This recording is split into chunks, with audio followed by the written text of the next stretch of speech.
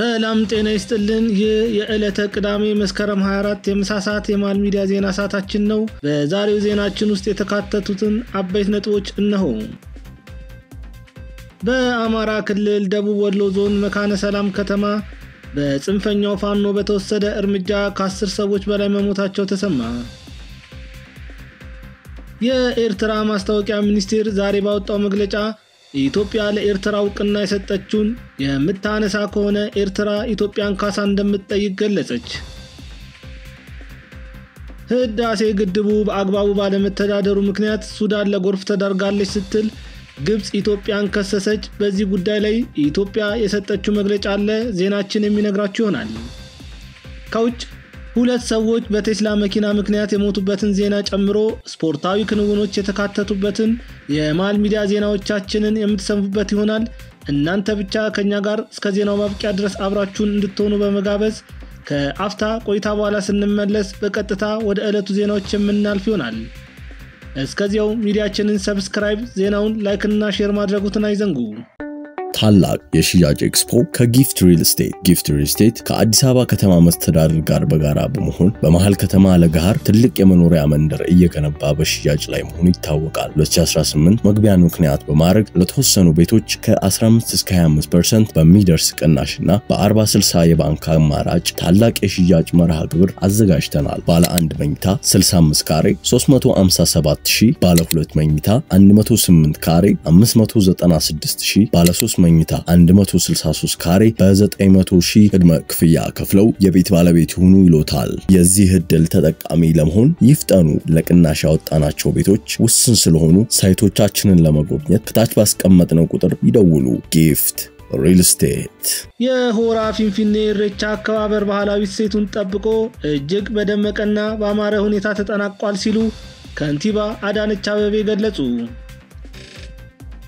የሆራ ፊንፊኔ ኢሬቻ በዓል በሰላም መጠናቀቁን አስመልክተው የአዲስ አበባ ከተማ ከንቲባ አዳነች አቤቤ መልእክታቸውን ያስተላለፉ ሲሆን በመልእክታቸውም የሆራ ፊንፊኔ ኢሬቻ አከባበር ባህላዊ እሴቱን ጠብቆ እጅግ በደመቀና በአማረ ሁኔታ ተጠናቋል ብሏል።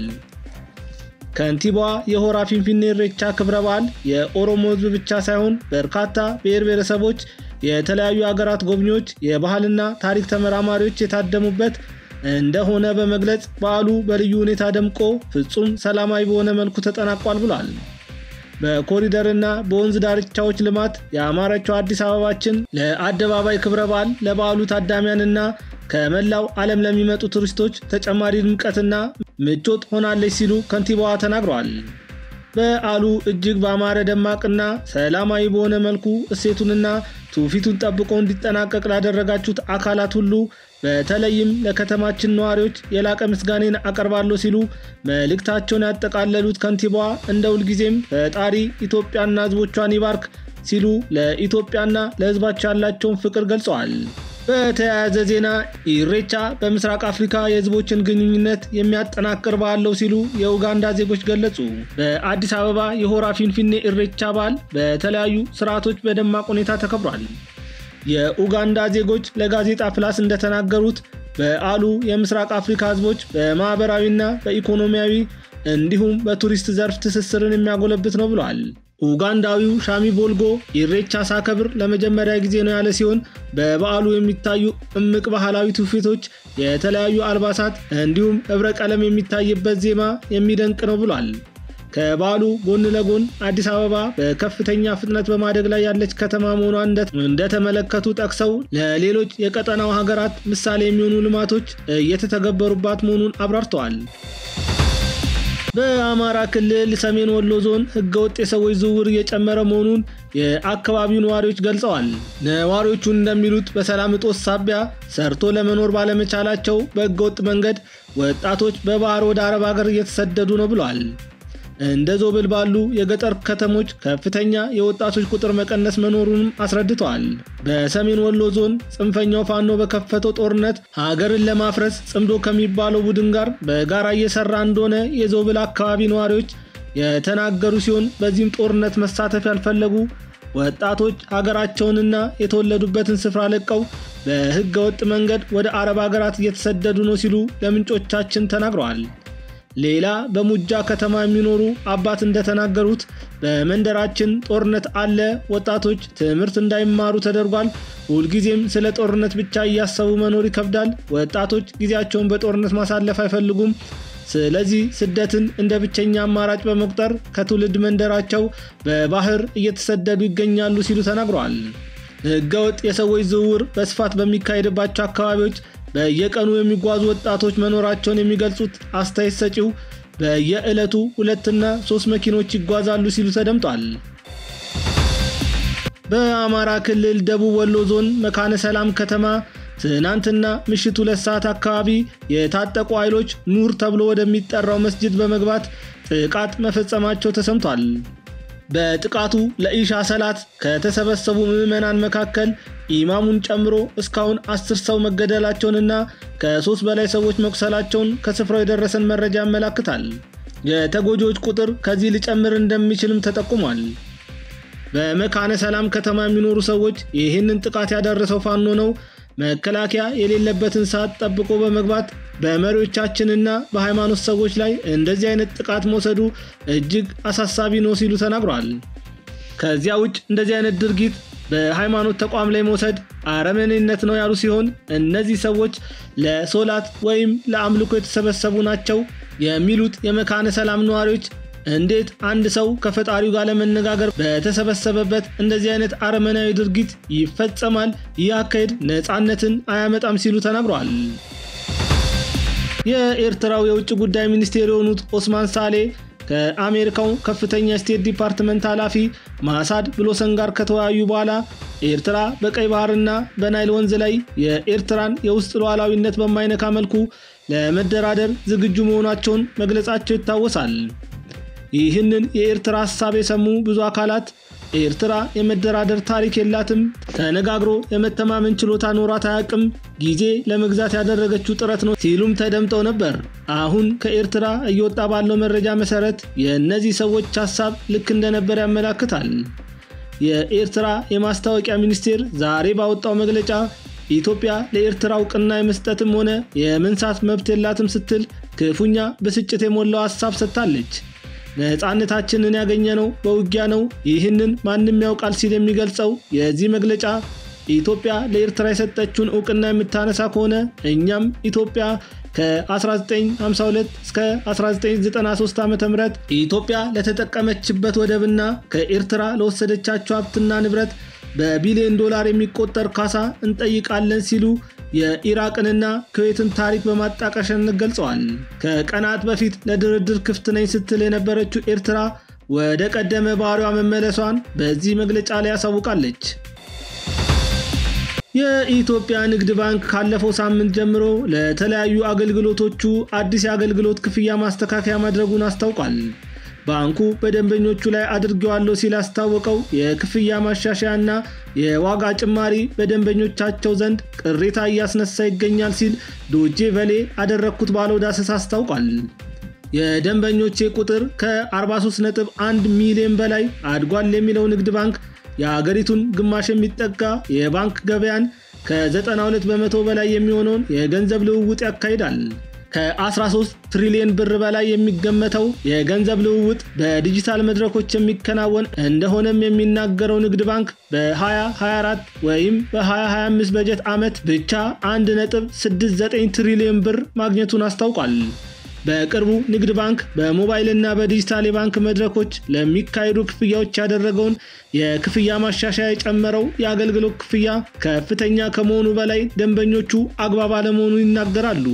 የዲጂታል ባንኪንግ ከአካውንት ወደ አካውንት በሚሸጋገርበት ጊዜ ከተለመደው የ15 በመቶ ግብር ክፍያ በተጨማሪ ባንኩ የሚጠይቀው የአገልግሎት ክፍያ ከፍተኛ ነው። በተለይም ከንግድ ባንክ ወደ ሌላ ባንክ የሚደረግ የገንዘብ ሽግግር የአገልግሎት ክፍያ እጅግ ከፍተኛ ነው። የውሃና ኢነርጂ ሚኒስቴር ግብጽ ህዳሴ ግድብ በአግባቡ ባለመተዳደሩ ምክንያት የተለቀቀው ውሃ በሱዳን ጎርፍ እንዳስከተለ በመግለጽ ያወጣችውን መግለጫ በሐሰት የተሞላና ተንኮል አዘል በማለት ውድቅ አድርጎታል። ታላቁ የኢትዮጵያ ህዳሴ ግድብ ባይኖር ኑሮ ባለፉት ወራት በኢትዮጵያ ደጋማ ቦታዎች የታየው ከፍተኛ ዝናብ ሱዳንና ግብጽ ውስጥ በሰው ሕይወትና በመሰረተ ልማት ላይ ታሪካዊ ውድመት ሊያመጣ ይችል እንደነበረም ገልጿል። የውሃና ኢነርጂ ሚኒስቴር ዛሬ ቅዳሜ መስከረም 24 2017 ዓ.ም ባወጣው መግለጫ ግብጽ በሐሰት የተሞላ ቅራኔ የሞላበትና የተዛባ ረጅም መግለጫ አውጥታለች ሲል ከሷል። የግብጽ የውሃ ሀብትና መስኖ ሚኒስቴር ያወጣው መግለጫ ዓለም አቀፉን ማህበረሰብ ለማሳሳት እንዲሁም ሐሰተኛ የተጎጂነት ትርክትን ለመፍጠር ያለመ እንደሆነም ገልጿል። ግብጽ ትናንትና አርብ መስከረም 23 ባወጣችው መግለጫ የህዳሴው ግድብን ህገወጥ ስትል የጠራች ሲሆን የግድቡ አስተዳደር በወሰደው ግዴለሽነት እርምጃ የተነሳ ኢንዱስትሪያል ጎርፍ ተከስቷል በማለት ከሳለች። የግብጽ መግለጫ ኢትዮጵያ የህዳሴው ግድብ ምረቃ ቀን ውሃ ሲፈስ ለማሳየት ስትል ከሚጠበቀው በላይ መጠን ያለው ውሃ ይዛ ነበር በማለት ይወነጅላል። ምረቃው በተከናወነ ማግስት የግድቡ አስተዳዳሪዎች በአንድ ቀን ውስጥ 485 ሚሊዮን ሜትር ኪዩብ የደረሰ ከፍተኛ መጠን ያለው ውሃ ለመልቀቅ ወሰኑ ብሏል። ይህ እና በቀጣዮቹ ቀናትም የታየው የውሃ አለቃቀቅ የግድቡ አስተዳደር ቁጥጥር የሌለበትና የዘፈቀደ መሆኑን እንደሚያረጋግጥ ጠቅሷል። ይህ የኢትዮጵያ ድንገተኛ ውሃ አለቃቀቅ ከሌሎች ምክንያቶች ጋር ተዳምሮ በሱዳን የእርሻ መሬቶችና በርካታ መንደሮች እንዲጥለቀለቁ ማድረጉን በመጥቀስ ከሷል። የኢትዮጵያ የውሃና ኢነርጂ ሚኒስቴር ለዚህ ክስ ምላሽ በሰጠበት የዛሬው መግለጫ የቀረቡትን ውንጀላዎች ተንኮል ያዘሉና መሰረት የሌለሽ በማለት ውድቅ ማድረጉ ተሰምቷል። የግብጽ መንግስት ተቋማት ታላቁ የኢትዮጵያ ህዳሴ ግድብና አባይ ወንዝን በተመለከተ በሚያወጡት መግለጫ ላይ ውሸት ዋና አካል ሆኗል ብሏል። ብሉ ናይል ከህዳሴው ግድብ በፊት የነበረውን ታሪካዊ የፍሰት መረጃ በቀላሉ ማነጻጸር በቀላሉ እውነታው የት እንደሚገኝ ያሳያል ሲልም የቀረበውን ክስ አጣጥሏል። የህዳሴው ግድብ ከዚህ ቀደም የታችኛው ተፋሰስ ሀገራት ላይ ይደርስ የነበረውን ከፍተኛ ጎርፍ መጠን እንዲቀንስ ማድረጉን ለማስረዳትም በሱዳን የተመዘገበውን የ93 ዓመታት የውሃ ፍሰት መረጃ ጠቅሷል። በሚኒስቴሩ መግለጫ መሰረት ግድቡ ከመገንባቱ በፊት ከፍተኛ የጎርፍ መጥለቅለቅ በነሐሴ ወር በቀን ከ800 ሚሊዮን ኪዩቢክ ሜትር እንዲሁም በመስከረም ወር ከ750 ሚሊዮን ኪዩቢክ ሜትር በላይ ይደርስ ነበር ብሏል። በነሐሴ 2017 ዓ.ም ግን ይህ ቁጥር በአማካይ ወደ 154.7 ሚሊዮን ኪዩቢክ ሜትር ዝቅ ማለቱን መስከረም ላይ ደግሞ 472 ሚሊዮን ኪዩቢክ ሜትር ሆኖ መመዝገቡን አስረድቷል። የአውሮፓ ህብረት ለ6 ዩኒቨርሲቲ ሆስፒታሎች 146 ሚሊዮን ብር የሚገመት የህክምና መሳሪያዎች ድጋፍ ማድረጉን የጤና ሚኒስቴር አስታወቀ። ህብረቱ ለህፃናት ህክምና፣ ለማህፀን ጽንስ፣ ለሰመመን ህክምና፣ ለድንገተኛ እንዲሁም ለቀዶ ጥገና እና ለሌሎች ህክምና አገልግሎቶች የሚረዱ የህክምና መሳሪያዎችን ያበረከተው ተብሏል። የህክምና መሳሪያዎቹ ድጋፍ ለአዳማ፣ ጅማ፣ መቀሌ፣ ባህር ዳር፣ ጎንደርና ሐሮማያ ዩኒቨርሲቲ ሆስፒታሎች የሚከፋፈል እንደሚሆንም ተጠቁሟል። የአውሮፓ ህብረት በጣሊያንና ስፔን ትብብር አማካኝነት ባለፉት 7 ዓመታት የጤና ሳይንስን የሚያስተምሩ ዩኒቨርሲቲ ሆስፒታሎችን በማደስና ለህክምና አገልግሎት ምቹ በማድረግ የስፔሻሊስት ስልጠናዎችን በማሰልጠንና የህክምና መሳሪያዎች ድጋፍ በማድረግ በትብብር እየሰራ መሆኑን የጤና ሚኒስቴር ዴኤታ ወይዘሮ ሳህረላ አብዱላሂ ገልጸዋል።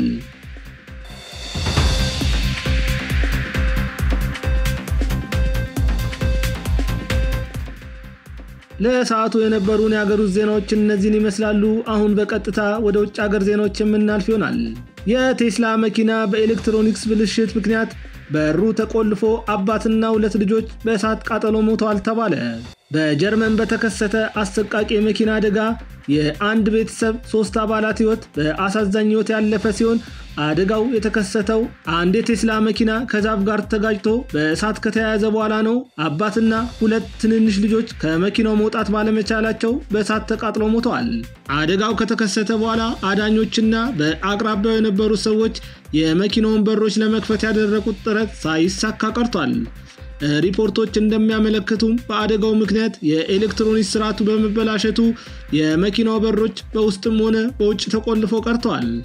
ሶስተኛው ሕፃን ግን መውጫ መንገድ በማግኘቱ በትንሹም መትረፍ ችሏል። ይህ አሳዛኝ ክስተት በዘመናዊ የኤሌክትሪክ ተሽከርካሪዎች ወይም EVs ላይ ስላሉት የበር መቆለፊያ ስርዓቶች አሳሳቢ የሆነ የደህንነት ጥያቄዎችን አድምቋል። ሁሉም የኤሌክትሪክ መኪኖች በአደጋ ጊዜ ጥቅም ላይ የሚውል የግዴታ በእጅ የሚከፈት የበር መክፈቻ ወይም ማኑዋል ዶር ኦቨርራይድ ሊኖራቸው ይገባል የሚሉ በርካቶች ናቸው። የመኪና አምራቾች የሰውን ደህንነት አደጋ ላይ ጥለው ለውበትና ለዘመናዊነት ዲዛይን ቅድሚያ እየሰጡ ነው ተብሏል። ሐማስ ትራምፕ ያቀረበውን የሰላም ስምምነት መቀበሉን ገለጸ። ሐማስ ትራምፕ ጦርነቱን ለማስቆም ያቀረቡትን ባለ 20 ነጥብ የሰላም እቅድ እንደሚቀበል ትናንትና 40 መሻሽ ላይ ገልጿል። ይህ መልካም ዜና ከመካከለኛው ምስራቅ ከተሰማ በኋላ ፕሬዝዳንቱ እስራኤል ጋዛን መደብደብ እንድታቆም አዟል። ዘግይተው የወጡ ዘገባዎች እንደጠቆሙት እስራኤል የትራምፕ የሰላም እቅድ የመጀመሪያ ዙር ለመተግበር ዝግጁ እንደሆነችም ተጠቅሷል። ሐማስ በበኩሉ በቁጥጥር ስር የሚገኙ ሁሉንም ታጋቾች ለመልቀቅና ስልጣኑንም ለፍልስጤም ባለሙያዎች ቡድን አሳልፎ ለመስጠት ወስኖ መስማማቱን አስታውቋል።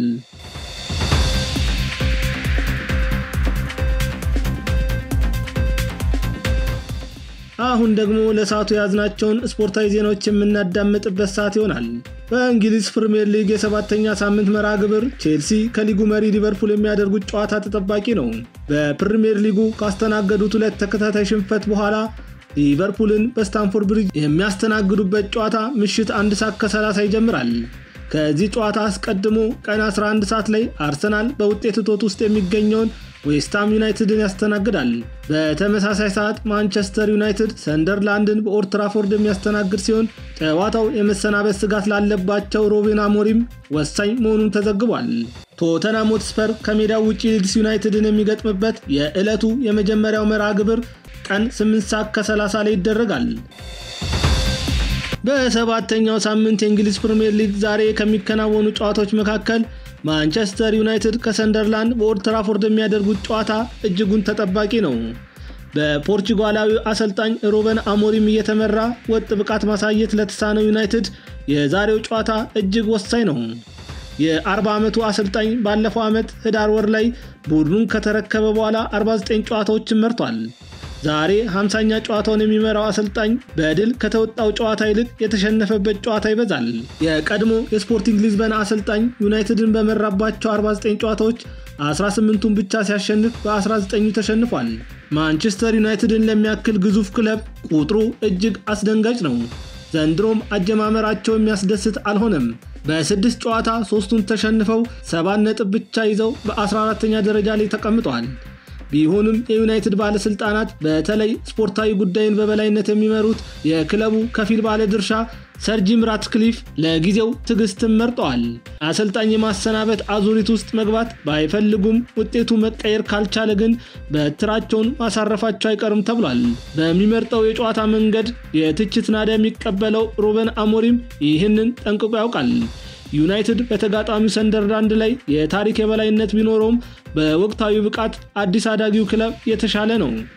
ከ6 ጨዋታ 11 ነጥብ የሰበሰቡት በግራኒት ዣጋ አምበልነት የሚመራው ቡድን 6ኛ ደረጃ ላይ ተቀምጧል። በዛሬው ጨዋታ በዩናይትድ በኩል ካስሜሮ እና አማድ ዲያሎ ወደ ስብስቡ የሚመለስ ይሆናል። ሁለቱ ቡድኖች ባደረጓቸው የመጨረሻ 30 የሊግ ጨዋታ ሰንደርላንድ ማሸነፍ የቻለው ሁለቱም ብቻ ሲሆን ዩናይትድ 22 ጊዜ ድል ቀንቶታል። ለሰዓቱ የነበሩን ዜናዎች እነዚህን ይመስላሉ። ከዜናዎቹ ጋር ቢኒያም ከድር ነበርኩኝ። መልካሙ ሊሆንላችሁ።